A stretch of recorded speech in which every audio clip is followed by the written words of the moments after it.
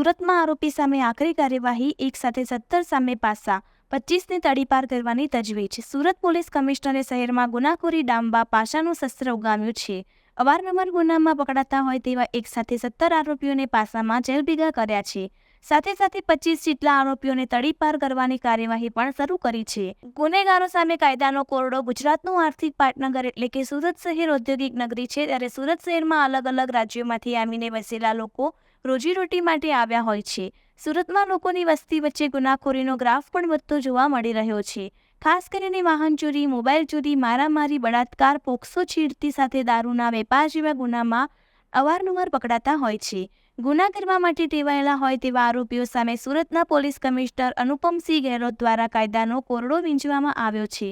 25 સામે તડીપારની કાર્યવાહી। કાયદાનો ભંગ કરી પોલીસને ખુલ્લો પડકાર આપનારા 17 જેટલા આરોપીઓને પાસા હેઠળ અટકાયત કરાઈ છે, જેને રાજ્યની અલગ અલગ જેલમાં મોકલી આપ્યા છે।